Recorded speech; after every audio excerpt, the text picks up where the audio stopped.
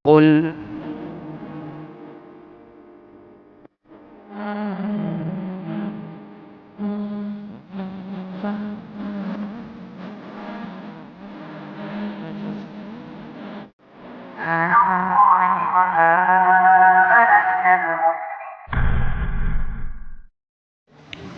Bismillahirrahmanirrahim. Assalamualaikum warahmatullahi wabarakatuh.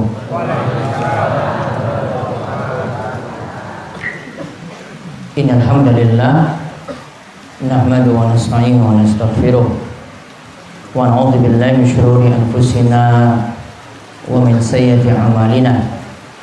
May yahdihillahu fala mudilla lahu wa may yudlil fala hadiya lahu.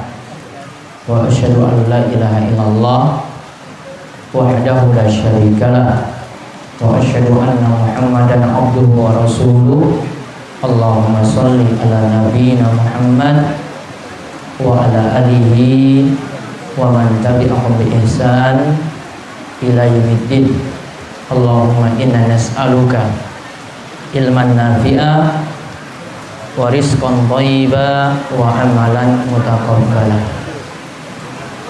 Sebelumnya Bapak Ibu yang dalam atap bisa agak merapat ke dalam, biar yang di luar masih bisa masuk karena hujan.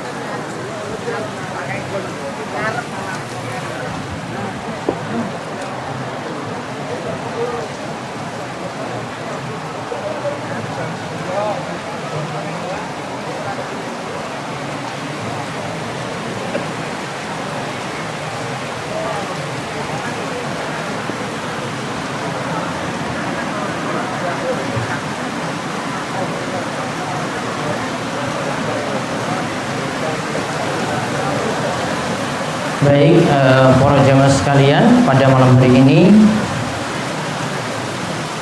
kita bersyukur pada Allah bisa kembali melanjutkan pengawasan malam Kamis,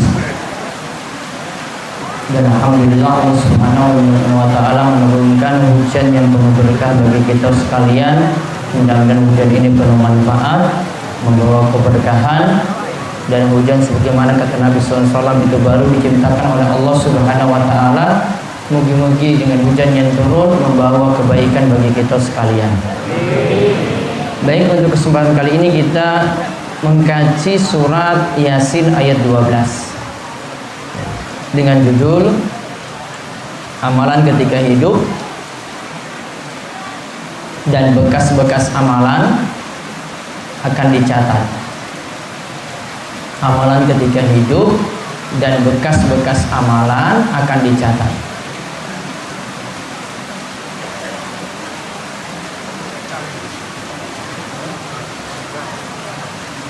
Baik, dibacakan surat Yasin ayat 12.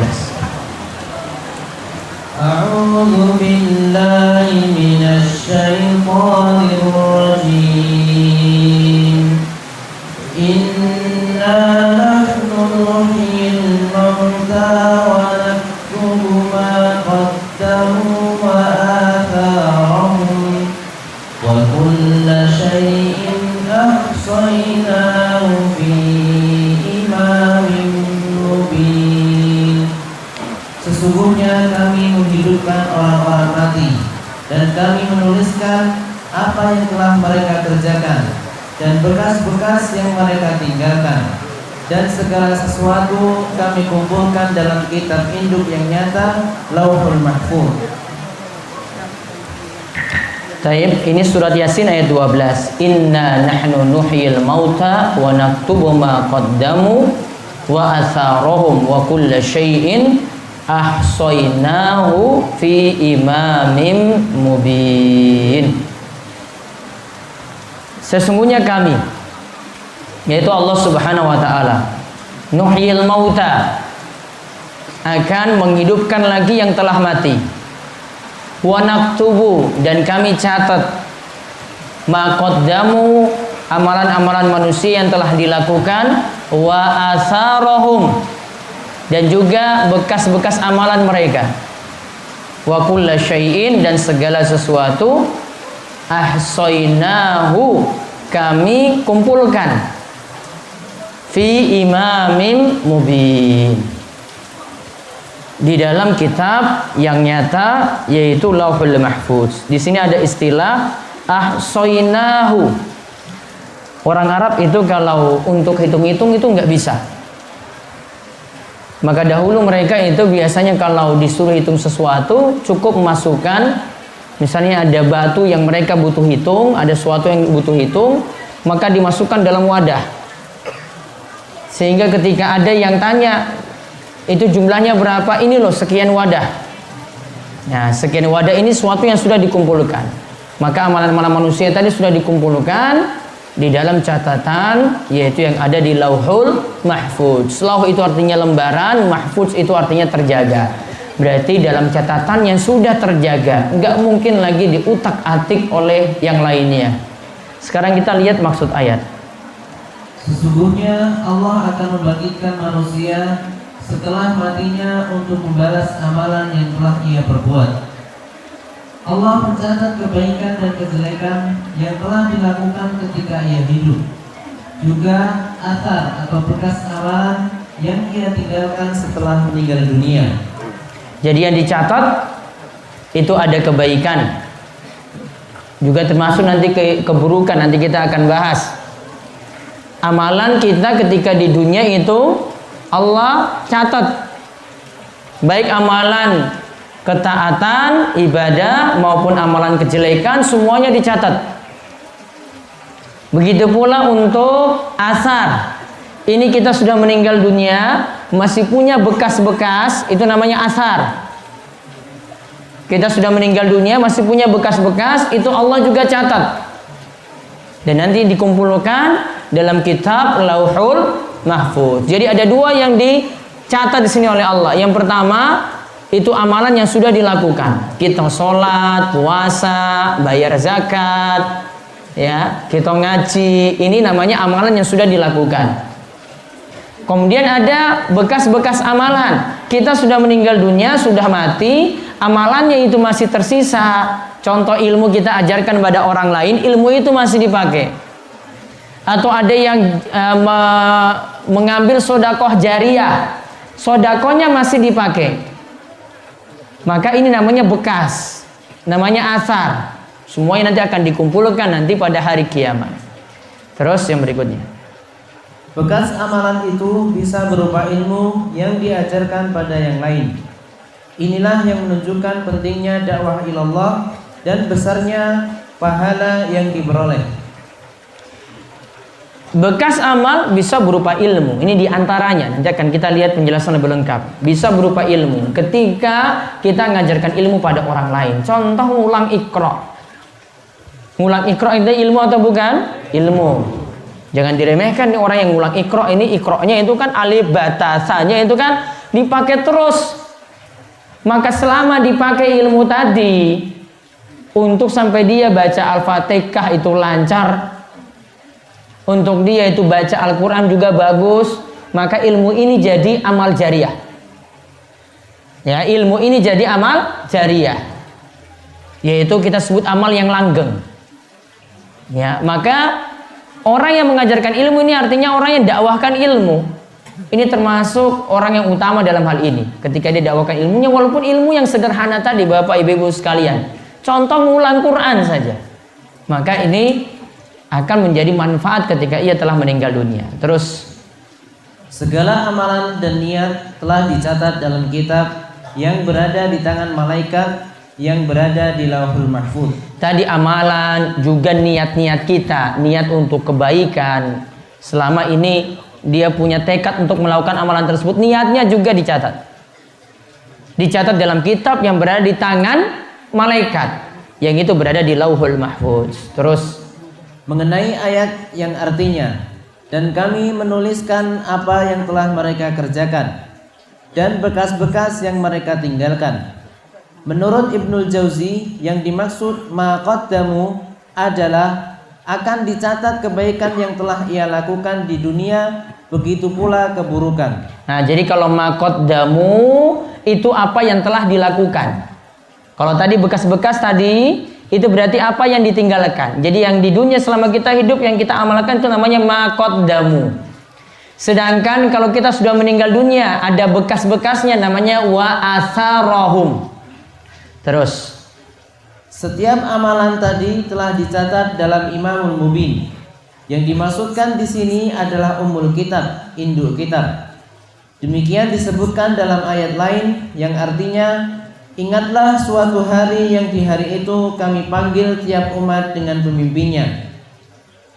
Yang dimaksudkan dengan pemimpinnya di sini adalah dengan kitab amalan mereka yang bersaksi atas kejelekan dan kebaikan yang mereka lakukan. Nah, jadi yang dimaksudkan dengan Imamul Mubin itu kitab mereka. Jadi kita semuanya nanti akan menerima catatan amalan kita masing-masing.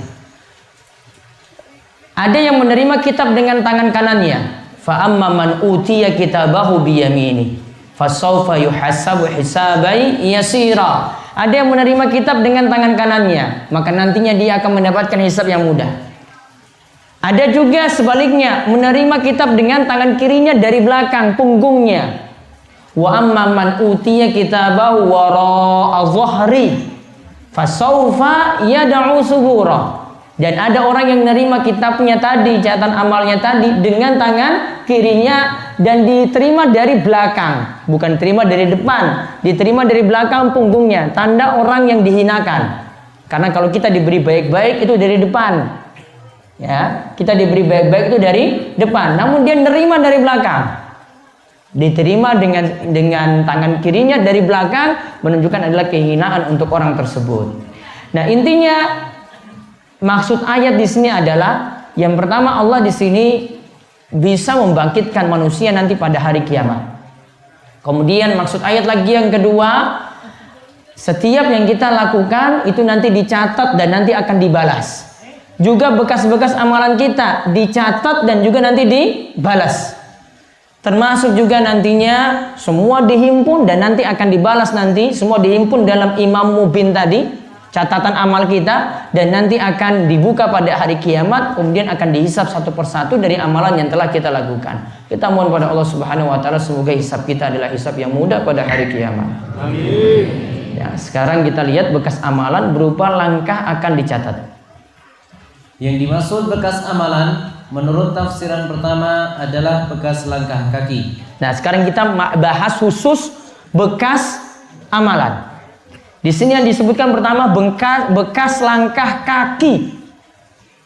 Jadi kita gerak, kita berjalan, bekas langkah kaki kita menuju masjid, bekas langkah kaki kita menuju pengajian, itu dicatat.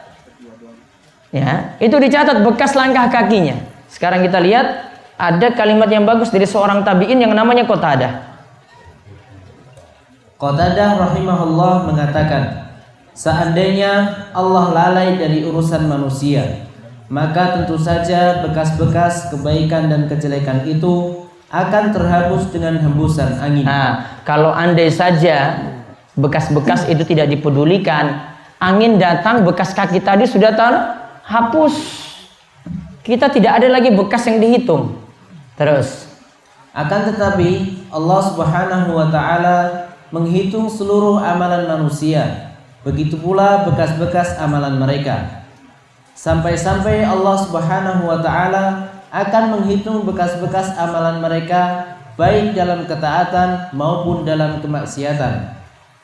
Barang siapa yang ingin dicatat bekas amalan kebaikannya, maka lakukanlah. Maka tadi disebutkan oleh Qatadah, amalan kebaikan itu bekasnya dicatat, amalan kejelekan juga bekasnya dicatat. Jadi bukan amalan baik saja. Kita ngaji buat langkah kaki, atau ya kalau datang pakai kendaraan, pakai truk, pakai bis ya, nah, berarti bekas apa berarti?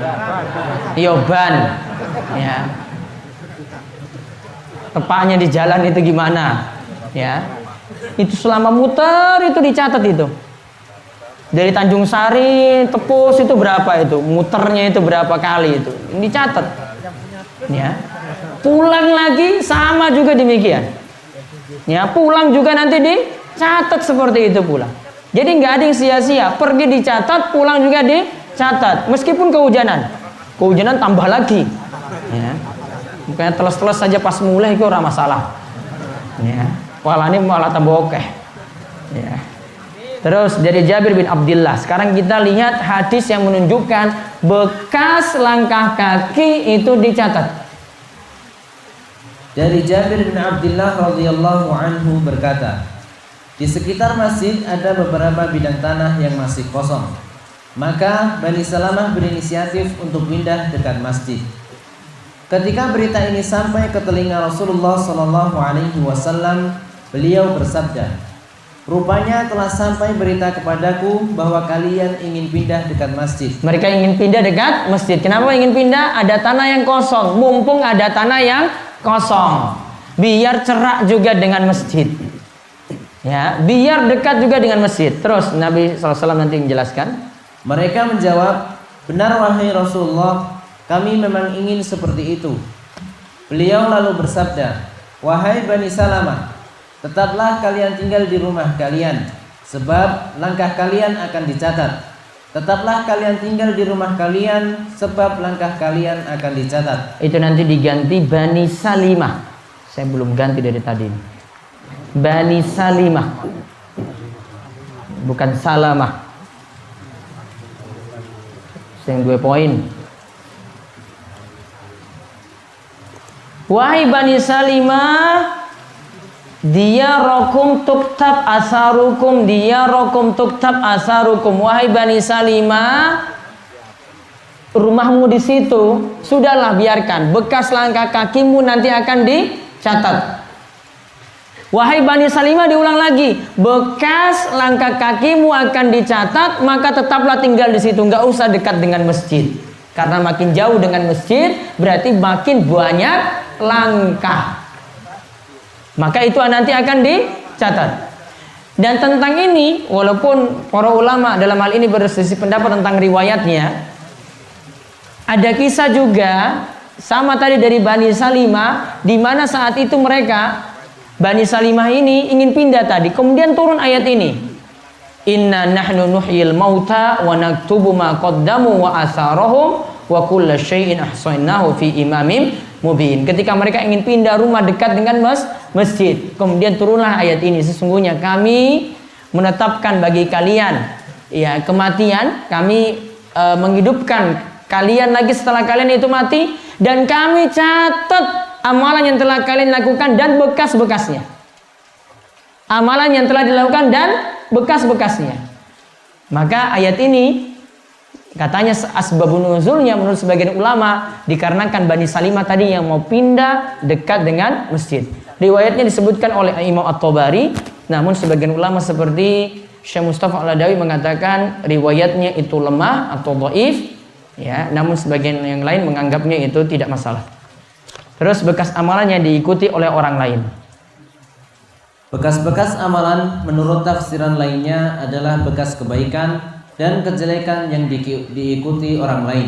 Ada kebaikan, ada juga kejelekan yang diikuti orang lain. Ada yang ngaji, yang lain juga dia itu ngikuti atau dia ngulang tadi pada orang lain, maka ini berarti bekasnya ada pada dia. Ada pada orang lain tadi. Ada yang bangun masjid, okay? Ada yang bangun masjid, mungkin dia kasih wakaf untuk tanah, sudah dipakai saja tanahnya itu untuk wakaf. Maka bekasnya tadi itu jadi amalan bagi dia, dicatat terus, karena ada kebaikan yang tersisa. Kalau di sini kita bahas diikuti oleh orang lain, tadi dengan mengajarkan ilmu, mengajarkan Al-Quran, mengajarkan sholat, macam-macam bisa diajarkan.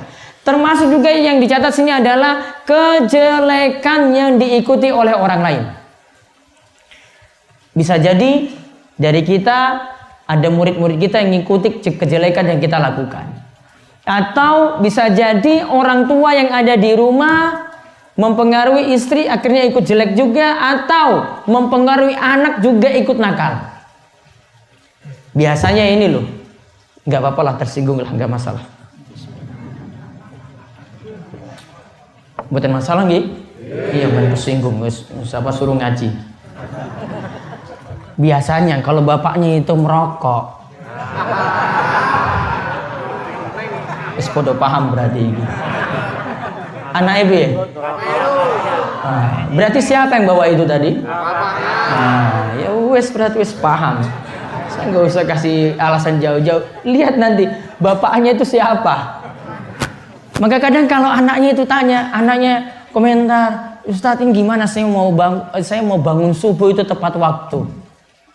Ini anak bocah SMA ini yang nanya. Saya bagaimana bangun subuh tepat waktu? Saya cuma jawab, bapakmu sholat di masjid enggak? Enggak. Berarti masalahnya dari bapakmu juga. Bukan hanya kamu saja.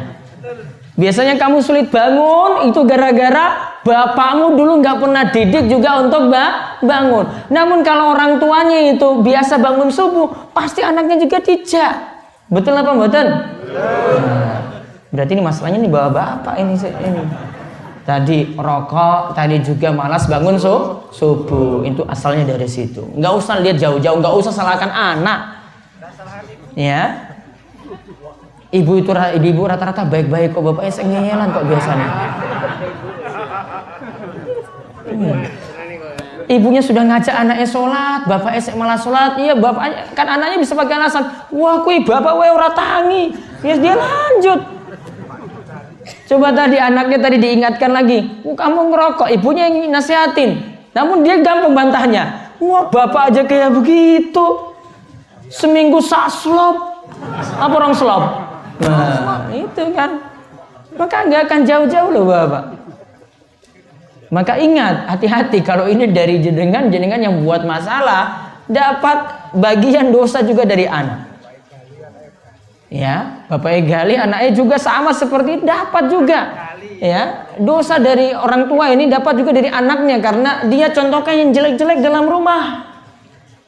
Bapaknya pemabuk, anaknya juga ikut mabuk, maka anaknya ini nanti akan membuat bapaknya dapat dosa juga dari dia juga sama.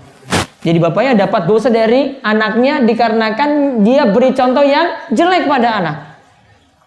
Maka itulah pengaruh orang tua di sini. Berilah contoh yang baik, jangan beri contoh yang jelek. Sama juga dengan ibu-ibu. Ibu-ibu ingin anak putrinya itu jadi baik, ibu-ibu juga beri contoh di rumah.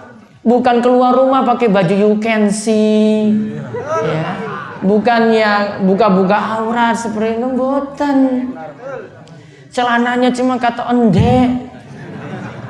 Kadang ada pakai baju, harusnya itu bukan ibu-ibu yang pakai, harusnya anak kecil yang pakai, bajunya press body banget. Wah, super ketat. Ya, untung saya nggak pernah lihat di Wara seperti itu di sini. Makanya saya malas keluar dari sini itu karena tempat lain sudah nggak steril lagi. Ya, mau keluar ke kota sana, aduh salah lihat. Ya, mau keluar lagi ke Jogja lagi, parah lagi. Ke Jakarta, parah lagi.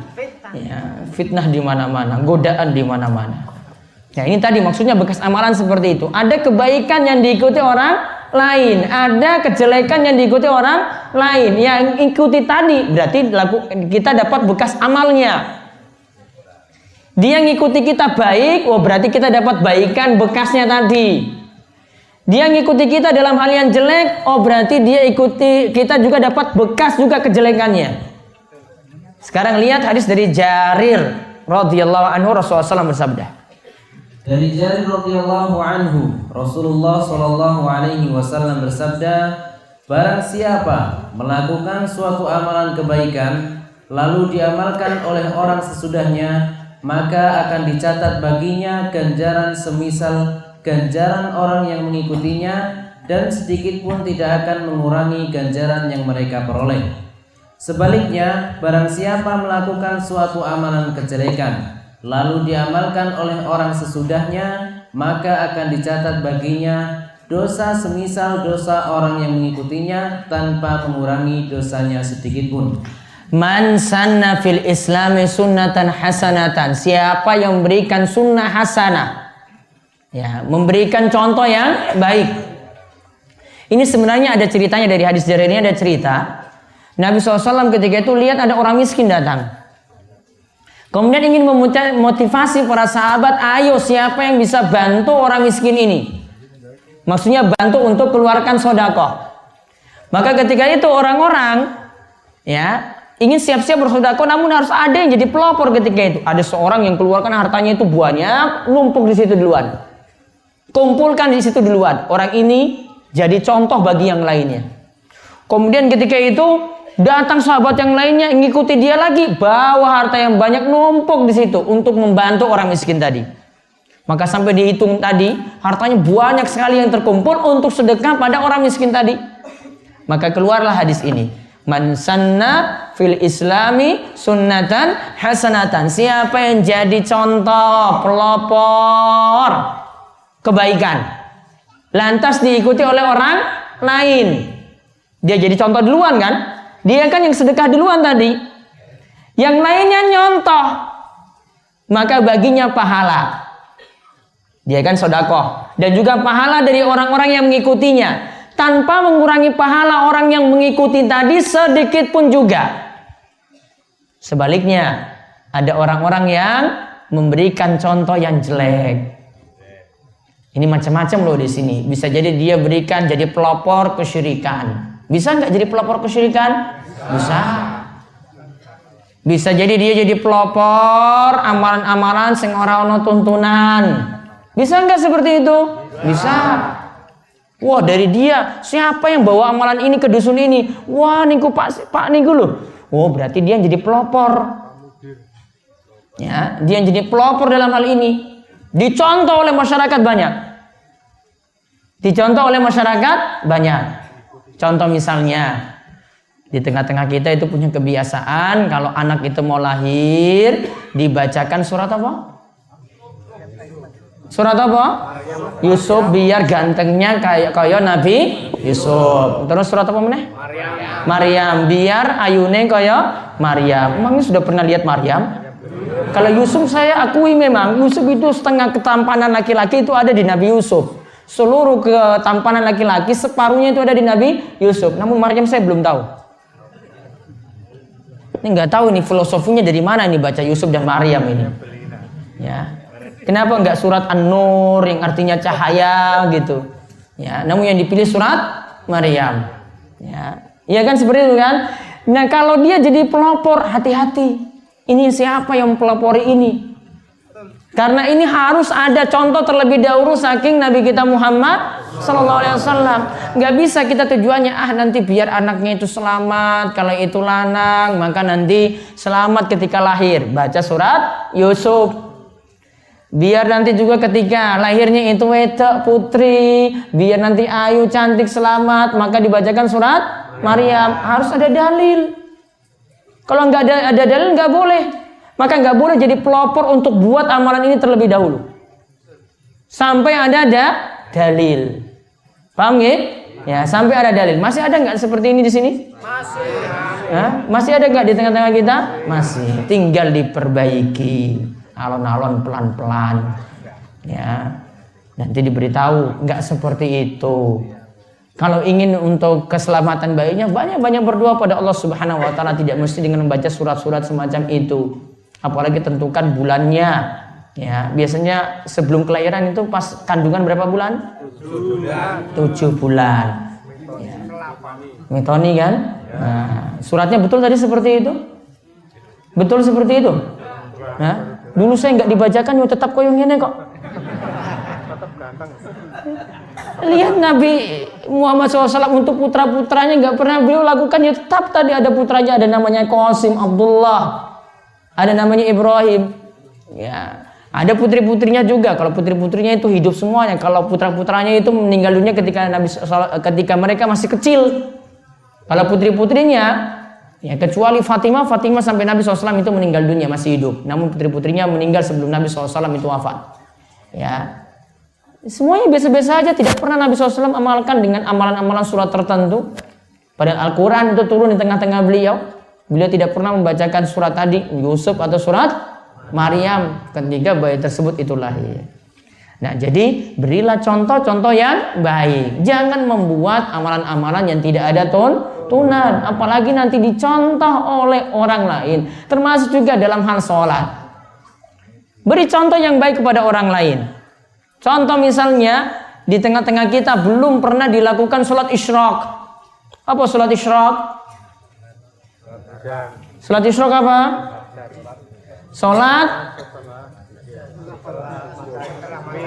Sholat subuh di masjid, kemudian diam sampai matahari meninggi, kemudian melakukan sholat kalih rakaat, pahalane haji lan umrah sempurna. Iya kan?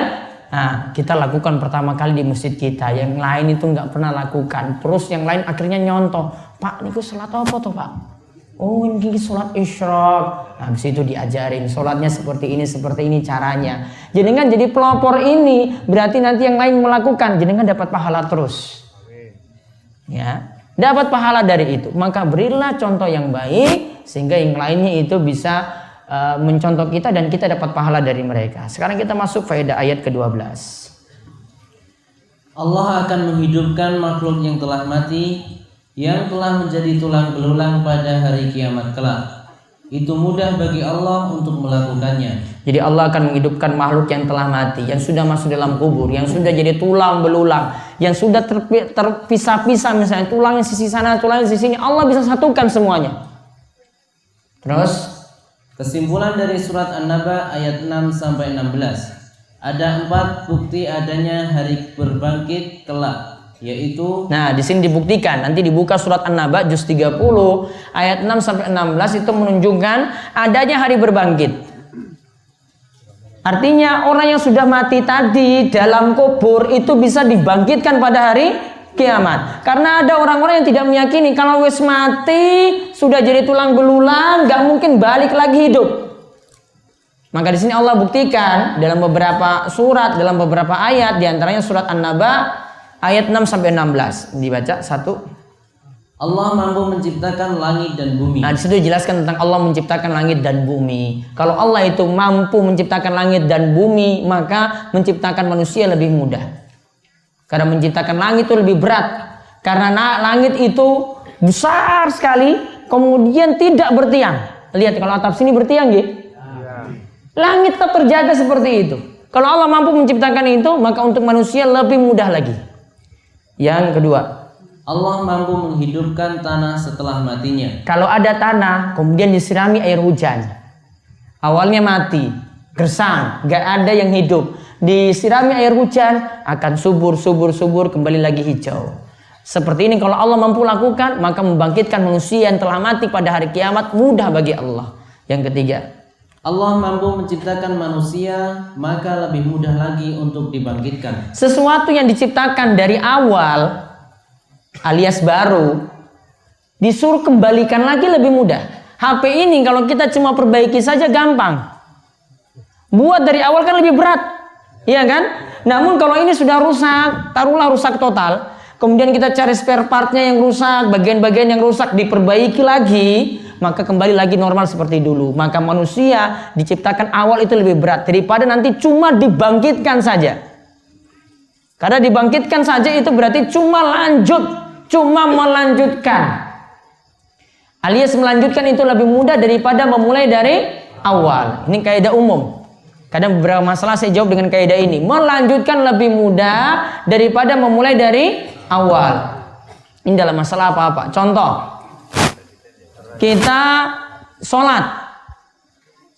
Sekarang tinggal rakaat terakhir di tahiyat akhir. Oke? Tinggal kurang salam saja, baca beberapa saja. Apakah kalau sudah iqomah, imam sudah mulai, kita putuskan itu atau tetap lanjutkan? Kalau kondisi seperti ini, lanjutkan lebih baik. Beda kalau kita mulai dari awal, lagi mangkat, Allahu Akbar, rakaat pertama. Itu lebih baik diputus. Namun kalau sudah rakaat terakhir, tahiyat akhir, boleh tinggal dilanjutkan. Dilanjutkan lebih utama daripada memulai dari awal. Sama seperti masalah bapak dan ibu-ibu kasus perceraian. Kaidahnya juga sama. Memulai itu lebih utama dari melanjutkan itu lebih utama daripada memulai dari awal. Saya pengen cerai atau enggak Ustadz untuk masalah ini? Kadang ibu-ibu yang nanya seperti itu. Paling jawaban saya, melanjutkan lebih utama daripada memulai dari awal. Emangnya kalau sudah cerai mau dapat suami baru lagi, emangnya lebih bagus daripada suami yang dulu? Sama juga bapak-bapak, kalau dapat istri yang sekarang walaupun cerewetnya bukan main, namun sekarang coba mikir kalau pisah sekarang, apakah mungkin dapat istri yang baru yang rajin seperti itu, yang cerewet tadi itu, cerewetnya baik, ingatkan rokok, ingatkan sholat tadi, bagus. Ya, jangan-jangan yang berikutnya itu lebih parah. Belum tentu dapat yang lebih baik daripada yang dulu. Ya, terus yang berikutnya, yang keempat, Allah mampu menghidupkan lagi manusia yang tidur di dunia. kalau kita setelah tidur itu baca doa apa? Alhamdulillahilladzi ahyana ba'dama amatana wa ilaihin nusyur. Segala puji bagi Allah, ahyana, yang telah menghidupkan kami, ya setelah sebelumnya kami itu dimatikan. Ya toh? Dikatakan menghidupkan setelah sebelumnya itu dimatikan. Wa ilaihin nusyur. Dan bagi Allah, kepada Allah lah nanti kita akan kembali. Berarti kalau itu seperti itu bisa dilakukan, maka pada hari kiamat kita sudah mati dalam kubur juga nanti bisa dibangkitkan. Yang kedua, Allah Subhanahu wa taala bisa menghidupkan hati siapa saja yang Dia kehendaki, termasuk orang-orang kafir yang mati hatinya karena tenggelam dalam kesesatan. Allah bisa jadi menunjuki mereka dari kesesatan menuju jalan hidayah. kalau orang kafir, kalau Allah itu kehendaki dapat hidayah, maka nanti akan mendapatkan hidayah. Sebelumnya itu hatinya mati. Namun kalau Allah beri petunjuk karena dia juga inginkan petunjuk, maka dia akan mendapatkan petunjuk, akhirnya masuk Islam. Siapa saja nanti akan mendapatkan hidayah kalau Allah Subhanahu wa taala kehendaki, dengan catatan orang itu mau cari kebaikan. Namun asalnya Bapak Ibu sekalian, cahaya atau hidayah dari Allah itu paling mudah masuk kalau hati itu bersih. Ya, kalau hati seorang itu bersih, masih murni. Seperti yang Allah Subhanahu wa taala terangkan dalam surat An-Nur ayat ke-35 tentang cahaya. Petunjuk yang Allah itu berikan. Itu disebutkan cahaya itu masuk, kemudian ada di situ minyak zaitun. Itu sebagai bahan bakar untuk pelita. Tahu pelita dulu di Masjid Islam disebut apa? Lampu yang pakai minyak itu loh. Karena kan sudah jarang lagi seperti itu. Kalau mati lampu ya nganggo lilin, ya kan? Nah, dulu itu bisa dipakai minyak zaitun. Di dalam surat An-Nur ayat 35 itu diterangkan minyak zaitun ini sangat-sangat murni. Matahari tidak pernah menyinarinya dari saat pagi hari maupun sore hari, enggak. Maka kalau dia jadi minyaknya pelita, malah minyak zaitun ini malah juga jadi memberikan cahaya. Karena apa? Masih murni. Di sini dapat pelajaran bahwasanya hati yang masih bersih itu makin mudah menerima kebenaran daripada hati yang selalu bermaksiat. Lebih mudah dapat petunjuk kalau hatinya itu masih bersih. Maka orang kafir tadi ketika dia ingin baik, ya, dia mudah menerima kebenaran. Ah, ini betul, ini ada dalam Islam. Maka dia menerima kebenaran dalam Islam seperti itu. Sama seperti kita orang beriman juga, orang-orang muslim juga demikian. Kalau hatinya bersih diingatkan itu syirik, maka nanti dia tinggalkan. Diingatkan lagi itu dosa besar, maka nanti dia tinggalkan. Diingatkan lagi itu amalan yang tidak ada tuntunan, maka juga nanti dia tinggalkan. Kemarin juga hari Ahad diterangkan tentang apa? Riba. Kalau dia itu paham artinya mau menerima, pasti akan tinggalkan riba.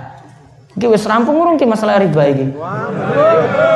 Ibu-ibu, pun rampung? Kok orang rampung berarti orang manfaat ki kajian wingi iki. Cuma mengguncang dunia saja. Jadi galau kemarin ketika pulang. Wah, gur meneng wae ning bis. Hah? Ini sekarang sudah amputasi, rawat inap atau rawat jalan? Rawat jalan berarti suwe ke rampungnya. Wah, dari kajian kemarin ki wis 3 dino lho iki. Ini masalah terus yang saya hadapi ini. Ternyata dari kajian kemarin tuh banyak-banyak kasus tuh di tengah masyarakat kita. Ya, bahkan sudah ada yang mau niatan keluar lagi ini. Karena mungkin saya bahas terus. Tadi pagi itu ada yang telepon. Ini bukan orang sini, bukan orang Gunung Kidul. Mungkin dia baca status saya atau gimana. Alhamdulillah tersinggung gitu. Ustaz, saya ini jadi programmer di perusahaan leasing lah dia itu sebut. Ya, perusahaan leasing, saya jadi programmer.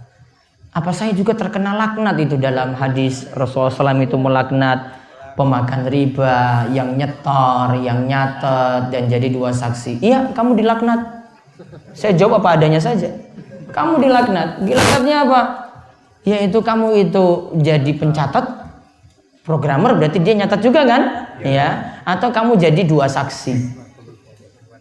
Terus jawabannya apa? Kalau begitu hari ini juga saya akan resign. Saya akan keluar. Coba itu, Masya Allah, cuma ngomong 5 menit aja ke orang ini, belum sampai 5 menit sudah bilang saya mau keluar hari ini juga. Bapak ibu piye iki? Mau keluar hari ini juga?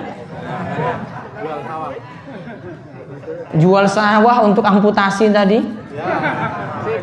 Jual motor untuk amputasi juga berani? Hah? Jual rumah juga untuk amputasi berani? Tinggal di rumah kontrakan jadi nih? Ya, berarti urung wani, gur meneng wae raja.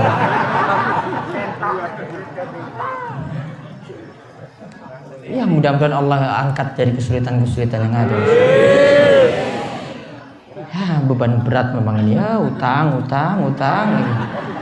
Terus nomor 3. Allah akan mencatat setiap amalan yang pernah dilakukan, baik kebaikan maupun kejelekan. Juga dicatat bekas-bekas amalannya. Nah itu tadi seperti diterangkan, Allah mencatat setiap amalan yang pernah dilakukan. Kebaikan dicatat, kejelekan juga dicatat. Yang keempat, yang mencatat amalan manusia adalah malaikat atas perintah dari Allah. Walaupun disebutkan di ayat tadi, inna nahnu nuhyil mauta wa naktubu, kami yang nyatat. Ini bukan berarti Allah secara langsung, namun Allah berikan titah kepada malaikat, kamu nyatat.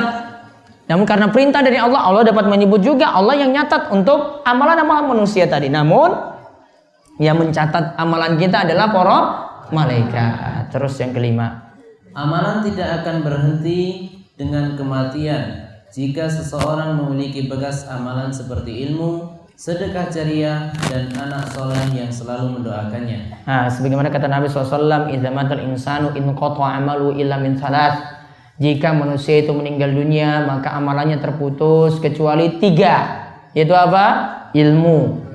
Ya, wa ilmun yuntafa'u bih. Ilmu yang diambil manfaatnya. Kemudian shadaqatun jariyatun. Shadaqah jariyah, kita wakaf misalnya, atau shadaqah atas nama kita, kemudian dimanfaatkan terus. Nyumbang karpet untuk masjid dimanfaatkan terus. Nyumbang Al-Quran untuk pesantren dimanfaatkan terus. Ya, sedekah-sedekah semacam ini jadi jariyah, amalannya itu tetap ada, dicatat bagi kita walaupun kita sudah mati. Juga doa dari anak yang soleh yang selalu mendoakan orang tuanya. Terus segala sesuatu akan dicatat, baik yang kecil maupun yang besar. Allah akan catat detail. Wa naktubu, berarti semua itu dicatat. Amalan yang kecil dicatat, amalan yang besar juga dicatat, rinci semuanya. Terus segala sesuatu tidak luput dari perhitungan Allah. Segala sesuatu tidak luput dari perhitungan Allah. Tidak mungkin ada yang luput sama sekali. Atau ada yang mungkin malaikatnya tertidur akhirnya nggak nyatat, nggak mungkin. Kalau bapak pas ngaji itu ngantuk mungkin. Namun kalau malaikat itu ngantuk nggak mungkin. Wah, malaikat itu pastilah ahli orang nyatat sing ini. Nggak mungkin malaikat luput semacam itu, nggak mungkin. Kalau Allah sudah perintahkan, la ya'sunallaha ma amarahum wa yaf'aluna ma yu'maru. Sifat malaikat itu nggak ngeyelan. Ya, mereka selalu patuh terhadap perintah Allah. Disuruh nyatat, nggak boleh lepas, dicatat semuanya. Ya, nggak ada istirahat bagi malaikat ketika itu. Terus segala sesuatu akan dicatat di Lauhul Mahfuz, lembaran yang terjaga. Jadi catatan tadi semuanya dikumpulkan di Lauhul Mahfuz. Ya, tadi disebut Imamul Mubin. Terus Segala sesuatu dicatat dengan sangat jelas dalam Imamul Mubin. Jadi jelas di catatannya, nggak mungkin ada yang luput sama sekali. Tadi sudah dicatat detail, rinci, di catatannya juga dibuat jelas sekali, nggak mungkin ada yang samar. Terus, Ayat sebelumnya membicarakan tentang dua golongan, yaitu yang mau menerima dan menolak dakwah Rasul. Semuanya nantinya akan dihidupkan setelah dimatikan, lalu akan dibalas amalnya masing-masing, yaitu amal kebaikan maupun kejelekan. Juga ayat ke-12 ini mengingatkan bahwa jika Allah mematikan, maka Allah juga mampu menghidupkan. Inilah peringatan bagi orang-orang yang mendustakan hari kiamat. jadi antara ayat 12 dengan ayat-ayat sebelumnya itu ada kaitannya. Ayat sebelumnya kan dibagi, sawaun alaihim anzartahum am lam tunzirhum la yu'minun, tentang orang-orang kafir yang tidak mau beriman.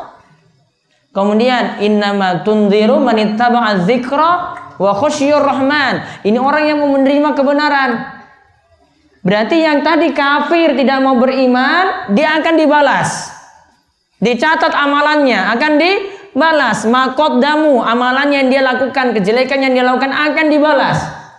Begitu juga orang yang mengikuti kebenaran, yang mengikuti az-zikra, peringatan Al-Quran, juga amalannya juga akan dibalas.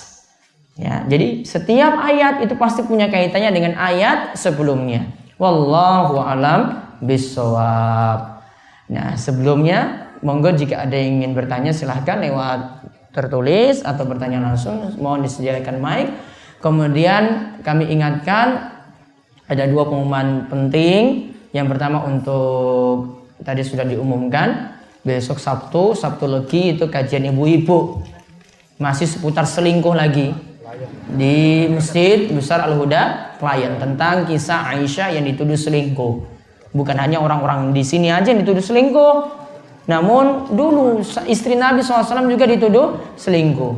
Silakan hadir, nanti juga akan dibagi 1.500 jilbab kepada ibu-ibu yang hadir. Ya. Kemudian yang kedua untuk kajian tanggal 5 November Ahad Wage nanti akan kedatangan pengisi ceramah bahasa Indonesia di Masjid Nabawi, yaitu Ustadz Dr. Firanda Andirja. Ya, beliau akan hadir di DS Ahad Wage itu pas sore jam 2:30 kalau bisa sudah kumpul di sini para jamaah sehingga pada ngasar langsung kita ngaji. Kemudian yang terakhir akan dibuka lagi sunatan massal di akhir tahun tanggal 25 Desember insya Allah akan diadakan sunatan massal. Agenda lengkapnya nanti akan diberitahu, namun formulirnya nanti akan segera dibagi untuk para takmir untuk mendaftarkan diri sebagai untuk anak-anaknya yang ada di masjid masing-masing bisa mendaftarkan diri sebagai peserta sunatan massal.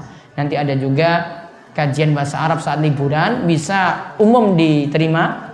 Ada peserta yang tahun lalu ikut dan para pelajar pas juga itu musim liburan, dimulai dari tanggal 26 sampai 31 Desember. 26 sampai 31 Desember nginap 6 hari di DS, nggak boleh pulang-pulang. Ya, yang punya istri boleh ikut pamit sama istrinya, nggak pulang-pulang 6 hari. Namun kalau saya masih bisa pulang. Baik, silahkan ada yang bertanya langsung. Assalamualaikum. Di mana ini nanya ini? Nggih. Assalamualaikum warahmatullahi wabarakatuh. Waalaikumsalam warahmatullahi. Terima kasih waktunya dikasih saya. Perlu saya tanyakan, pada waktu-waktu yang lalu saya menemui orang yang mendirikan rumah itu kayunya untuk sunan, kalau di sini namanya, atau bisa dikatakan kayu yang atas sendiri itu diberi bendera merah putih. Yang kedua, apabila ada lindu itu gempa, itu sokonya atau tiangnya disabui dengan ikat itu berbel kepala. Itu bagaimana saya kurang tahu artinya, apakah ada bisa kuat atau tidak, itu saya kurang tahu. Begitu saja. Assalamualaikum warahmatullahi wabarakatuh. Waalaikumsalam warahmatullahi wabarakatuh. Yang pertama itu rumah diberi bendera merah putih di atas. pas di atasnya sekali. Tujuannya apa? Ya mungkin sudah merdeka Pak, orang masalah. Atau nganggap saya itu pribumi misalnya. Indonesia bisa juga nggak masalah. Bisa nanti DS pasang juga di paling atas tuh bisa Indonesia. Pas mendirikan rumah tidak masalah, itu urusan dunia ini, nggak ada keyakinan tertentu. Terus tadi pas lido gempa tiangnya diberi apa?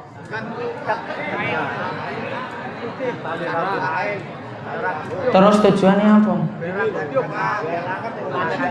Tujuannya apa Pak diikat tadi pas lido? Agar tidak gempa. Kalau Allah takdirkan ya tetap gempa. Nggak bisa ditolak-tolak dengan itu, nggak bisa. Nantinya ketika itu datang, banyak-banyak istighfar, banyak-banyak taubat, itu yang mesti dilakukan. Ya, banyak-banyak istighfar, banyak-banyak taubat untuk hal itu. Terus yang berikutnya, Mike. Ya, langsung. Ibu-ibu ada yang nanya, monggo silakan, nanti siap Mike. Assalamualaikum warahmatullahi wabarakatuh. Iya, ibu-ibu dulu berarti. Kalah dengan ibu-ibu. Ayo, monggo Bu. Tadi dijelaskan bahwa amalan tidak akan berhenti ketika kematian jika seseorang memiliki di antaranya anak soleh yang selalu mendoakan orang tuanya. Sementara kami pernah mendengar bahwa jika orang tuanya ketika hidup itu tidak melaksanakan sholat atau ibadah, ketika orang tua itu meninggal, kita tidak diwajibkan untuk mensholatkan atau mendoakannya. Bagaimana mensikapinya? Terima kasih. Assalamualaikum. Baik. Amalan kita akan berhenti ya kecuali kalau punya bekas amal. Contoh tadi anak soleh. Nah, sini tanyakan tadi doa anak soleh berarti apakah tetap menyolatkan atau mendoakan orang tua yang telah meninggal dunia dan orang tua itu tidak sholat. Saya selalu jawab untuk masalah ini, baiknya dihukumi secara lahiriah saja Bu. Apakah KTP-nya itu ngaku muslim apa enggak? Kalau memang ngaku muslim ya sudah, ibu doakan dan ibu sholatkan. Kita hukumnya secara lahiriah. Karena kalau kita pakai teorinya, nanti berat untuk ibu jalani seperti ini. Ya, pokoknya disolatkan. Kalau ada yang nggak mau nyolatkan itu urusan yang lain. Ya, namun kalau ini kita hukumnya secara lahiriah, begitu juga dalam masalah doa seperti itu. Saya selalu jawab dengan jawaban seperti ini. Wallahu a'lam. Ada lagi tadi Bapak-bapak. Nah, Waalaikumsalam warahmatullahi wabarakatuh. Yang akan saya tanyakan di sini tentang ilmu, Ustaz. Ilmu. Ilmu kita menyampaikan ilmu, contohnya menyampaikan pendidikan agama atau Al-Quran itu menjadi amal soleh. Padahal ilmu itu tidak hanya pendidikan agama saja, termasuk ilmu-ilmu umum di sekolah bagi guru. Itu bagaimana, apakah termasuk itu amal soleh atau bagaimana Ustaz? Kalau ilmu tadi itu ilmu yang mengantarkan pada kebaikan, untuk kenal agama atau kebaikan-kebaikan dunia termasuk, bukan sesuatu yang dosa yang dipelajari, boleh untuk diajarkan dan nantinya guru yang mengajarkan akan mendapatkan ya kebaikan jariah juga. Ya, akan mendapatkan kebaikan jariah juga dengan catatan tadi ilmunya bermanfaat. Ada nggak ilmu yang tidak bermanfaat? Ada. Contoh apa ilmu yang tidak bermanfaat? Ilmu perdukunan. Ya. Ilmu untuk nyantet orang. Ya. Ilmu untuk nyihir orang. Ini ilmu yang tidak bermanfaat. Satu. Contoh lagi ilmu filsafat. Karena cuma membuat orang itu jadi bingung tentang Allah. Ya, cuma membuat orang itu jadi bingung tentang Allah. Ya. Maka ilmu seperti ini juga tidak boleh dipelajari. Contoh ilmu filsafat itu punya logika yang nggak masuk akal, cuma ruwet saja pikirannya. Mana yang duluan, telur apa ayam? Hah? Telur duluan. Terus siapa yang keluarkan telurnya? Ayam. Muter-muter kan?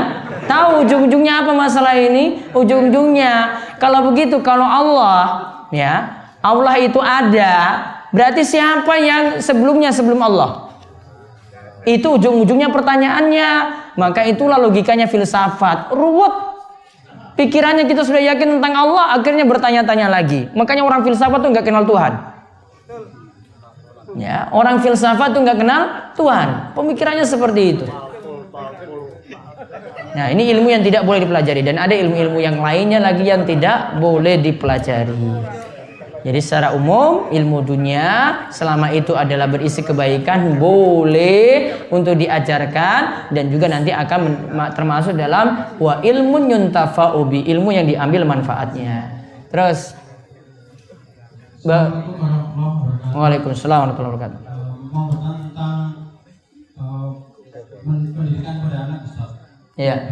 Nabi SAW mengajarkan untuk mengajari anak umur usia 7 tahun Untuk sholat. Iya. Tapi kebanyakan orang tua sekarang tuh sejak dini udah menitipkan anaknya pada sekolah-sekolah TK atau PAUD gitu, Ustaz. Iya. Apa itu juga telah mewakili anjuran Nabi SAW, Ustaz. Dan untuk yang kedua, bagaimana hukumnya kalau orang tua tuh tidak mau merawat anaknya sejak kecil, Ustaz?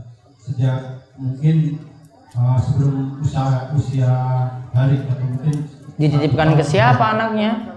ke orang lain, Ustaz. Kepada Simba. Iya, Simba. Terus pokoknya si anak udah besar tuh, apa si orang tua itu juga pahalanya akan sampai pada orang tuanya atau ke yang dititipinnya? Baik. Tentang yang kedua tadi, pahalanya itu sampai pada siapa? Sampai pada yang ngajarkan. Kalau tentang masalah ilmu pengajaran, siapa yang ngajarkan itu nanti dia yang dapat kebaikan. Berarti kalau orang tua nggak pernah ngulang, berarti nggak dapat kebaikan. Cuma dari guru di sekolah, cuma dari guru PAUD, cuma dari guru ini saja. Kecuali orang tua dukung untuk ngantar, berusaha untuk didik anaknya dengan baik, dengan menyekolahkan di sekolah yang baik, dia akan dapat kebaikan dari itu juga. Namun kalau orang tua nggak pernah peduli, nah ini yang masalah. Ya. Terus yang pertama tadi, apakah pendidikan tadi? Coba pegang mic-nya, jangan dulu pergi mic-nya itu. Mic-nya kemana?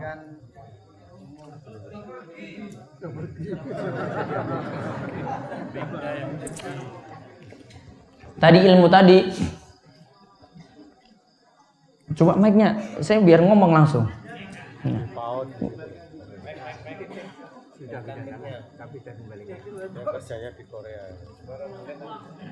Sudah? Apa tadi yang pertama? Betul, kan di saat ini kan kebanyakan orang tua tuh menyekolahkan anaknya sebelum umur 7 tahun gitu, di sekolah-sekolah. Ya, terus TK atau PAUD. Itu kan di sekolah juga diajari tentang sholat. Apakah itu juga mewakili orang tuanya? Toib, sekarang ketika di sekolah ngajarkan di PAUD atau TK tadi anaknya suruh sholat, apakah emangnya anaknya itu jadi sholat di rumah? Kalau pas di sekolah iya. Di sekolah, di rumah tuh kadang orang tuanya, Ustaz.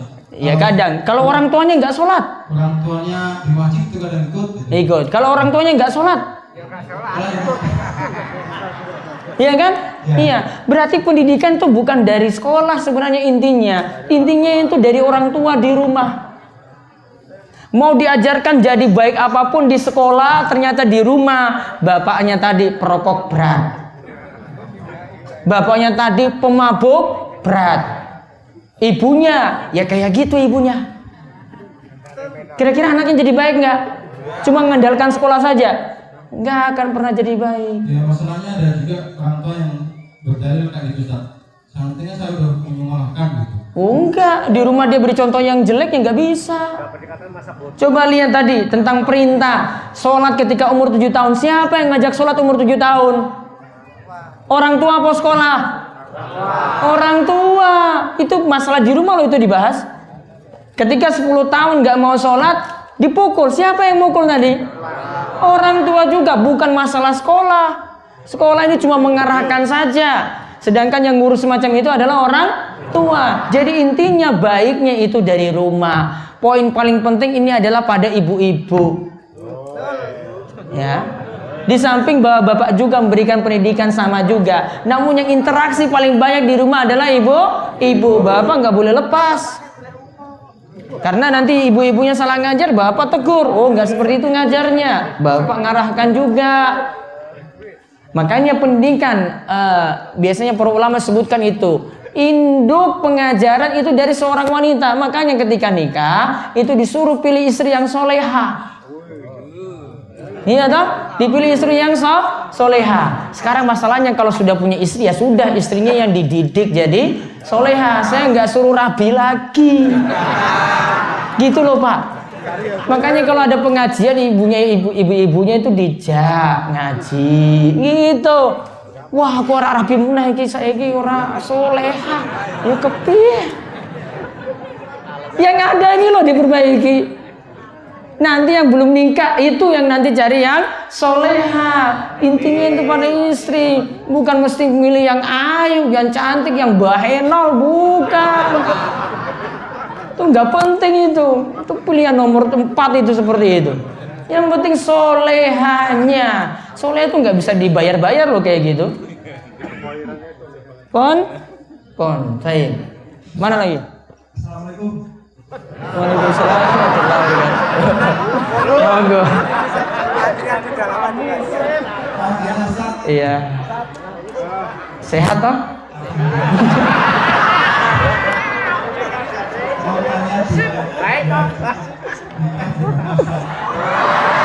Gimana?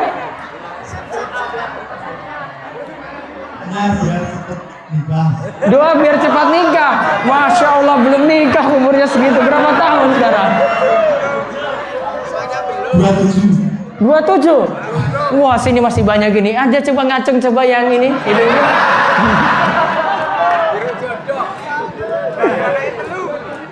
Ini sengaja nanya ini kayaknya ini.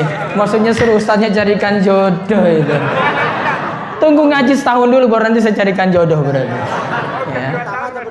Tunggu nanti 28 dulu baru nanti tak carikan jodoh. Kalau sudah ngaji berapa lama? Wah, lagi seminggu. Rasa.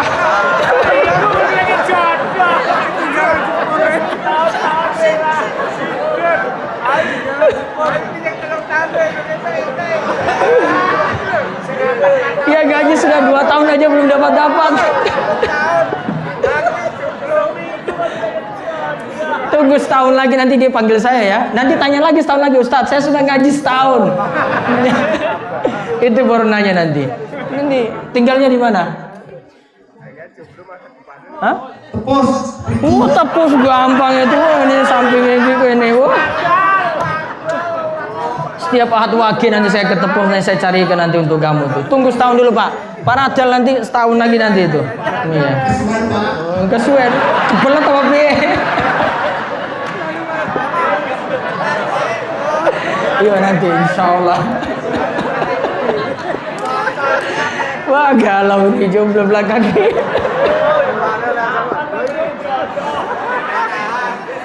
Ini kayaknya ngaji cuma mau cari jodoh aja di sini.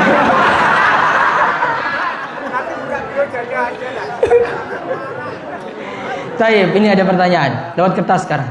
Dalam kehidupan zaman sekarang ini, terlebih di kalangan muda-mudi di lingkungan kita, masih terdapat pergaulan bebas dan paling parah kejadian hamil di luar nikah. Ini bukan ini lagi, ini sering jadi kasus besar. Apabila itu sudah terjadi hamil 3 bulan dan seterusnya dan dilakukan pernikahan di KUA, lalu anak dari hasil hubungan itu lahir laki-laki, bagaimana hukum menurut agama dalam pernikahan itu? Atau pernikahan harus diulang kembali pada saat anak itu lahir? Mau diulang juga KUA nggak mau ulang? Iya toh Pak? Nggak mau ulang ini. Sudah tercatat, ngapain capek-capek ngurus? Dalam mazhab Syafi'i juga dipaksa untuk nikah saja nggak masalah. Kalau dalam mazhab Syafi'i, karena mani yang tercampur, laki-laki dan perempuan ini sama-sama tidak halal. Sehingga ngapain diurus-urus resmi? Sehingga dalam mazhab Syafi'i mau nikahkan saja. Namun bukan berarti mazhab Syafi'i ini jadi halalkan seperti ini, enggak. Perbuatannya tadi hamil di luar nikah itu sudah dilarang. 1. Sedangkan dinikahkan tadi dalam mazhab Syafi'i cuma dibolehkan saja karena maninya sama-sama hina. Ngapain diurus jadi suci? Enggak. Konsekuensinya yang ketiga, anak yang lahir tidak boleh disandarkan pada bapak. Anak yang lahir tanpa bapak, bapak biologisnya tidak dianggap bapak. Ya. Maka dikatakan anak ini al-waladu lil firash. Anak ini jadi miliknya si pemilik ranjang. Wong ketika itu nggak punya ranjang kok, nggak ada nikah yang sah. Makanya saya pernah singgung ketika kajian di pelayan, waktu itu saya singgung, gimana kalau ada ini istri selingkuh dengan laki-laki lain, terus hamil dengan laki-laki lain, terus suaminya yang sah ini nerima, nggak apa-apa. Anak itu saya siap nanggung. Anak itu jadi milik saya. Maka kata para ulama, siapa jadi bapak sebenarnya untuk anak ini atau yang dianggap sah siapa? Para ulama katakan bapak dari istri suami ini, dari suami dari istri ini yang sah, itulah yang dikatakan bapaknya, bukan laki-laki selingkuhannya tadi. Apa konsekuensinya di sini? Nasabnya, jalur keturunannya rusak. Padahal tadi yang hamili sana kan, nah, namun disuruh ini suami yang sah nanti yang jadi bapaknya, rusak. Itulah konsekuensinya dari zina seperti itu, hancurnya seperti itu. Ya, makanya ya solusinya cuma satu, anak perempuannya dijaga baik-baik, ibu-ibu. Ya, sudah tahu zaman rusak seperti ini, ya pergaulannya nggak boleh bebas. Coba saya sekarang itu lihat anak-anak perempuan di Facebook itu, Masya Allah, dengan laki-laki itu lengketnya bukan main. Ini padahal cah sekolah loh, cah SMA, SMP lagi. Coba foto selfie bareng-bareng pasang lagi di Facebook. Ya, selamat ujiannya sayang, astagfirullah, belum ada hubungan apa-apa. Cah SMA coba. Di publik ini, Facebook itu semua bisa nonton. Semua bisa saksikan coba. Masa dibebasin anaknya seperti itu di Facebook? Ya orang tuanya juga nggak gaul sih jadinya. Namun intinya anak itu diurus seperti itu. Lihat ini pergaulannya dengan siapa. Kok tiba-tiba malam pulang kok dengan laki-laki lain boncengan. Harusnya nggak terima. Bukan, wah siapa itu anaknya Sintan, wah motornya itu bagus, wah sudah besok pergi lagi dengan dia. Emangnya apa anak perempuan disegituin sama laki-laki lain? Cuma gara punya motor bagus, cuma karena anaknya wong sugih, cuma karena ini anaknya pejabat. Akhirnya bebas, seperti itu enggak. Daripada nyesal loh, muncul pertanyaan kayak gini lagi nanti. Gimana Ustadz, anak saya itu sudah hamil? Siapa suruh kemarin suruh dengan laki-laki lain jalannya bebas? Kita kan sulit untuk berikan solusi untuk kayak begini. Bung, kalau gini pun kalau mau ngurus nikah dengan saya mau suruh jadi apa penceramah juga pas ngisi, nggak akan saya datang. Mau nyogok saya pakai ya apapun nggak akan saya datang itu. Ya.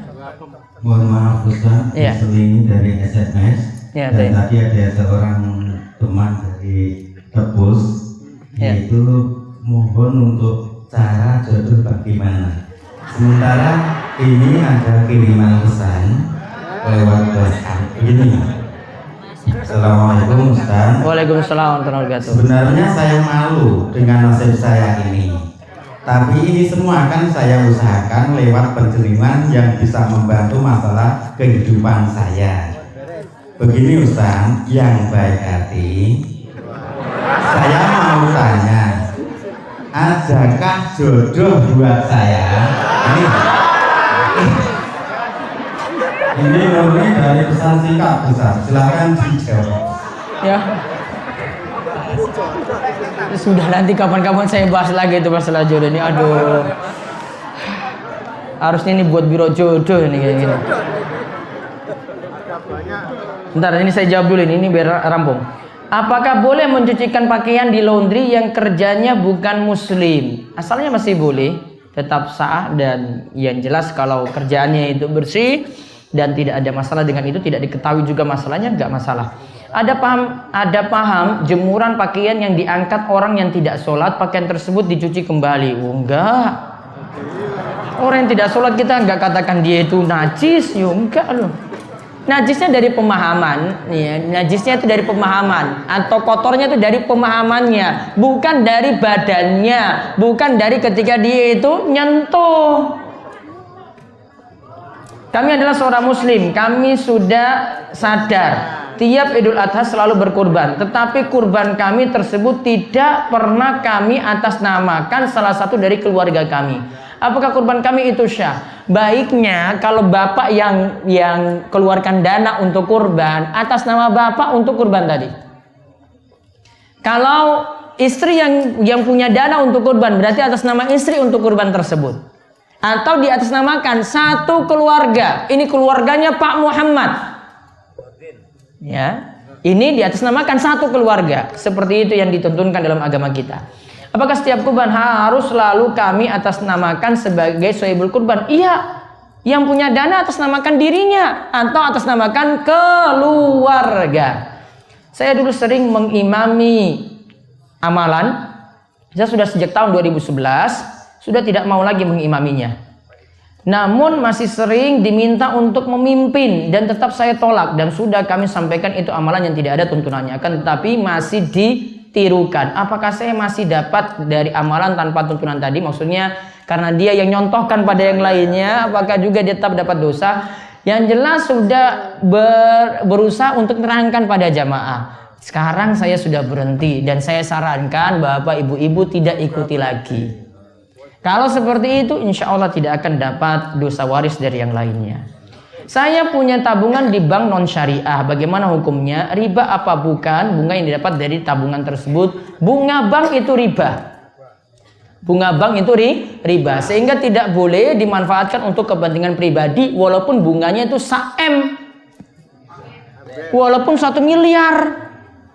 Ya, nggak peduli itu jumlahnya banyak, yang jelas tidak boleh dimanfaatkan. Karena bunga bank itu riba. Apa sah membayar utang puasa Ramadan di bulan Sya'ban tahun berikutnya? Sya'ban berarti sebelum Ramadan, nggih? Boleh. Sah, itu paling terakhir. Bila seorang suami tidak memberi nafkah lahir dan batin kepada istrinya lebih dari 6 bulan karena suami sakit dan usahanya kolaps, apakah sudah jatuh talaknya? Kalau ditanyakan istrinya cuma sakit, kok jatuh talak? Nggak bisa ibu-ibu.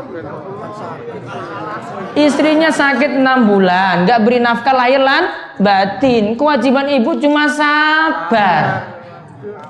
Ini nggak jatuh talak, ini nggak ada dalam pembahasan talak, nggak ada pembicaraan talak.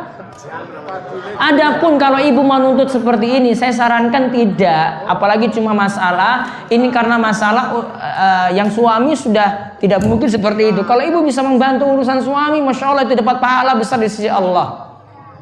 Namun kalau minta cerai, saya khawatirkan masuk dalam hadis, siapa saja wanita yang minta cerai tanpa ada uzur tidak akan mencium bau surga. Bila istrinya juga tidak mau lagi melayaninya, apakah ia bisa digolongkan nusyuz? Iya, istri nggak mau lagi melayani suami, selama ini masih istrinya dikatakan nusyuz, durhaka kepada suami. Mohon solusinya lanjut daripada pisah. Pada waktu dulu pernah mempunyai utang makanan, utang beras, utang uang dan lain-lain kepada orang, namun lupa kepada siapa saja sehingga tidak ingat lagi. Bagaimana caranya melunasi utang-utang tersebut agar tidak menjadi dosa nantinya? Kalau itu tahu orangnya, sekarang serahkan utang tadi pada orang yang hidup. Namun kalau sudah tahu orangnya itu nggak jelas di mana, maka barang utangan ini dikumpulkan, nantinya diatasnamakan orang-orang yang pernah dia pinjam. Dikeluarkan sebagai sedekah. Oh, ini sedekah atas nama si A, dulu pernah saya pinjam makanannya. Oh, ini atas nama si B, dulu saya pernah pinjam uangnya. Oh, ini atas nama si C, saya pernah pinjam ininya. Disodakohkan atas nama orang yang punya utang, atau sebagai isyarat sajalah kalau tidak tahu namanya. Maka seperti itu yang dilakukan. Satu pertanyaan lewat SMS terakhir. Jangan yang jodoh lagi, yang lainnya. Ya, ada pesan singkat dari salah satu pengirim. Assalamualaikum warahmatullahi wabarakatuh, Ustaz. Waalaikumsalam warahmatullahi wabarakatuh. Maaf, saya mau tanya, jika ingin menjadi santri di pondok pesantren Darus Sholihin, apa saja syaratnya? Dan di sini tidak nerima santri dalam bentuk pondokan, belum ada. Sini baru santri yang datang itu kalong, yaitu pulang pergi. Yang ada kita ada pengajian di mana-mana, ada pengawasan malam Kamis, ada nanti Sabtu Ahad juga ada pengawasan di pesantren. Nih dari berbagai macam umur ada. Kalau anak-anak itu ada TPA dari hari Senin sampai Jumat. Ada juga tahfidz atau hafalan Quran untuk anak-anak di sini. Kalau anak-anak itu yang umuran SD. Kalau SMP nanti pelajarannya hari Sabtu dan Ahad, dipisah putra-putri. Kalau nanti SMA juga ada Sabtu dan Ahad, dipisah putra-putri. Selengkapnya nanti bisa tanya info ini di pesantren. Biayanya tidak dipungut biaya. Ya, biayanya semuanya gratis, namun datangnya pulang pergi. Kalau jauh ya berarti ngantar anaknya ke sini. Namun kalau dekat-dekat nanti ada jemputan yang jemput. Kalau selama di Giri Sekar atau desa ini nanti ada jemputan yang langsung jemput di masjid atau di rumahnya yang berada di pinggir jalan. Itu nanti dijemput semacam itu. Nah, itu yang bisa kami sampaikan, mudah-mudahan bermanfaat. Mudah-mudahan Bapak Ibu senantiasa dijaga oleh Allah, diberikan keberkahan rezeki dan dijauhkan dari segala macam kesulitan, dan Allah memberikan kemudahan untuk segala macam urusan. Kita tutup majelis malam hari ini. Kalian doa keberatan majelis, monggo. Subhanakallahumma bihamdika asyhadu an la ilaha illa anta astaghfiruka wa atubu ilaik. Assalamualaikum warahmatullahi wabarakatuh.